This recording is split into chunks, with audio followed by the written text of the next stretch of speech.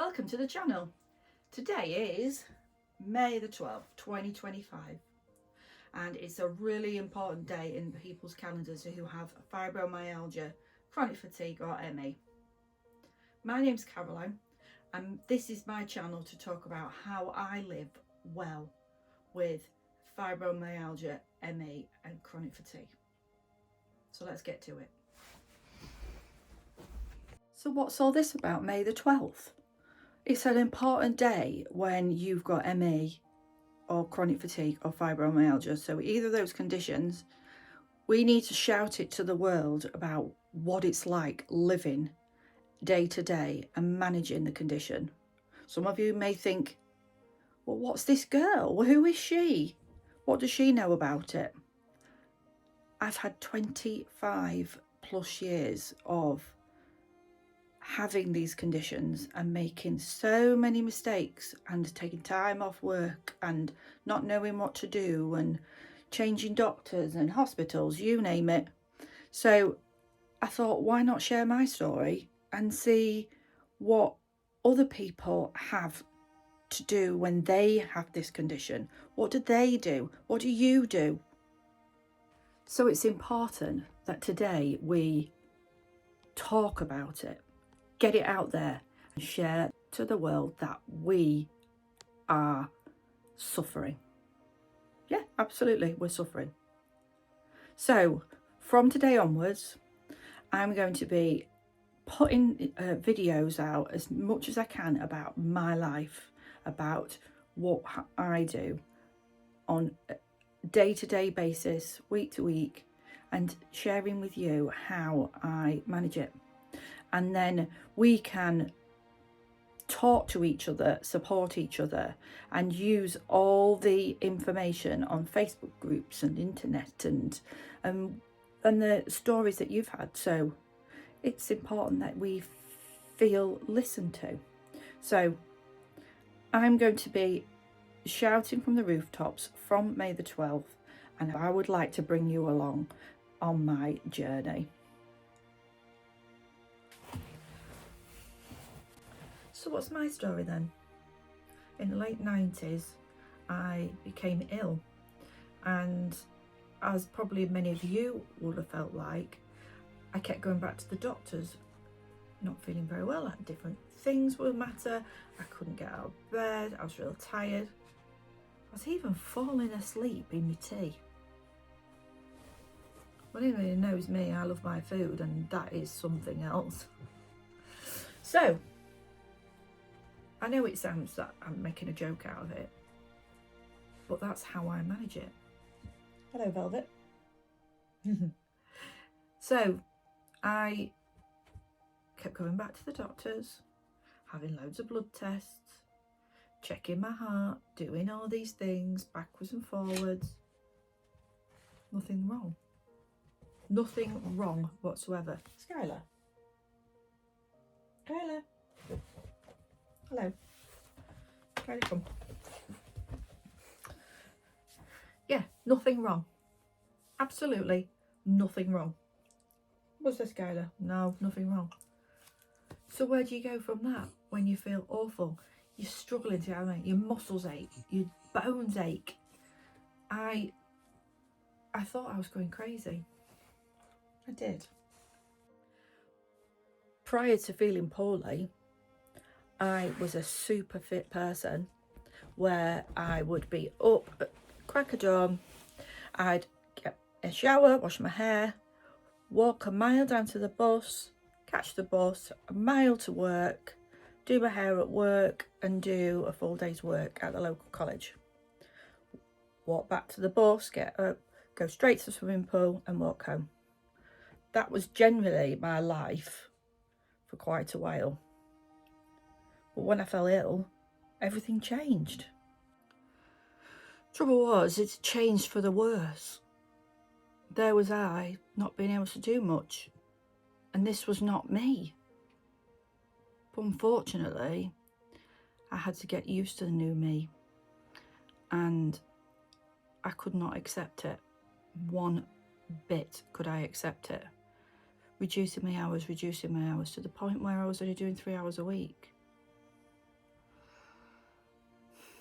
the embarrassment for me of not being able to think properly, write what I couldn't think what I was writing.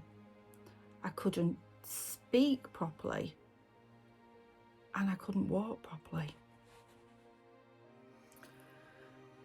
Yeah, it was at this point I decided that I'd just going to have to do what I didn't want to do, and that was rest and leave my job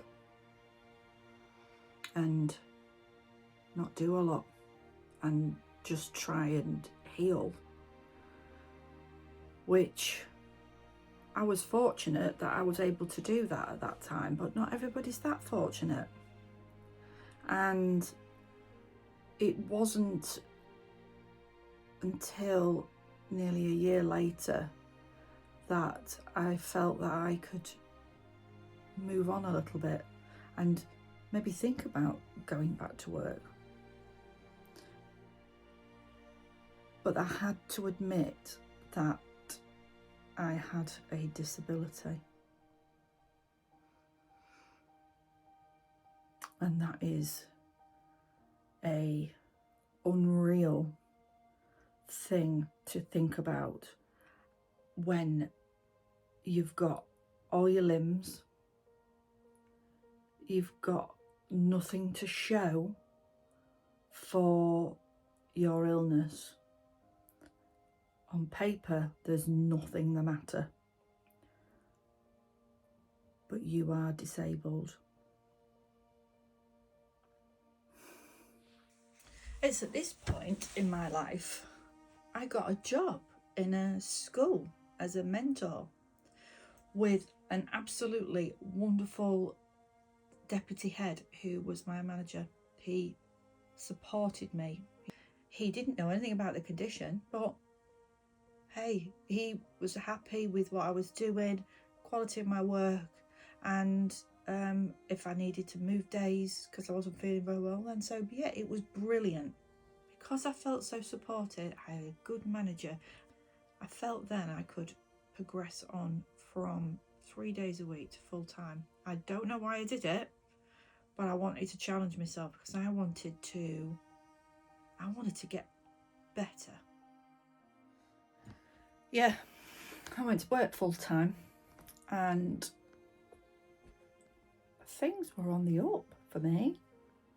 And yeah, I had a few glitches and it affected me where I was maybe knocked off my feet for a couple of weeks at a time, but do you know, it was fine. I was doing absolutely fine, and I was earning decent money.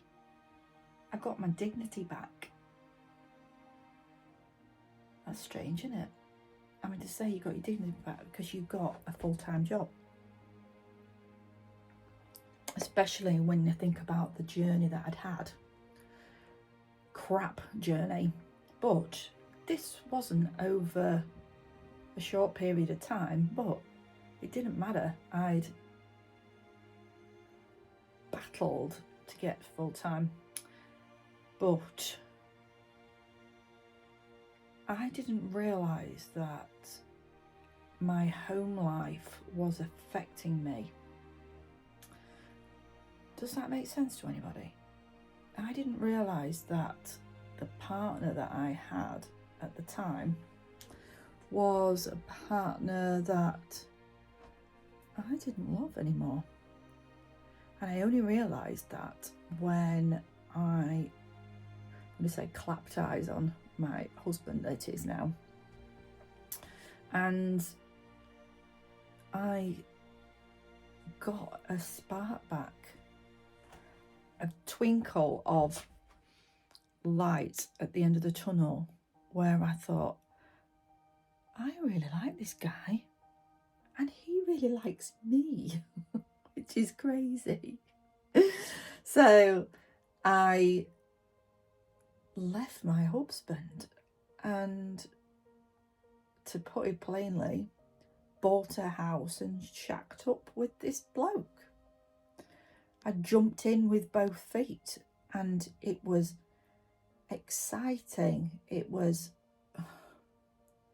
brought new life to me, really, and I didn't know how unhappy I was until that time.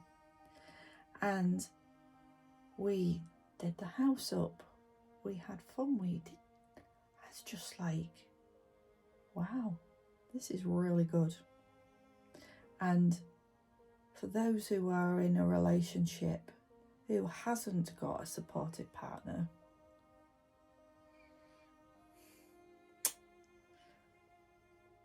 you've got to be happy. Just remember that, because this thing that you have is real. It is absolutely real. You're not crazy. The most oddest things happen to you, and you're not crazy, and you're not making it up. And this guy, which is my husband now, called Wayne, and we've been married since 2008. So it goes to prove that when you're in a relationship and you've got somebody who wants the best for you and works so hard for you, that it can really help. And it did. It really, really did. And to bring you up to today, this very day, here I am. We've got a home that we love. We are happy. I've just retired, and we've got a motorhome where we go places. So we love to live a life where if I'm well enough, we go away, and even if I'm not well enough, I rest up while I'm away. This is only a short video.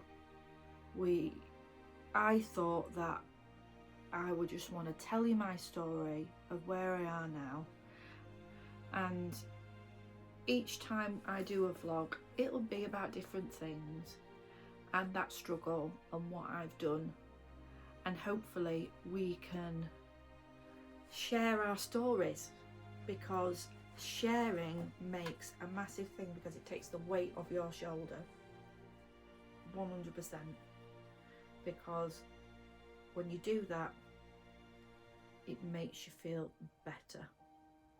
And just remember, whether you're young, you're old, these things that you're feeling are real. If you've got to the end of this video, it's so appreciated. But if you want me to continue, you know what I'm going to say. Please, will you like it? Will you comment? And will you subscribe? So that's ta-ta for now, and we'll see you on the next one. See ya. Say bye. Not bothered. Ta-da.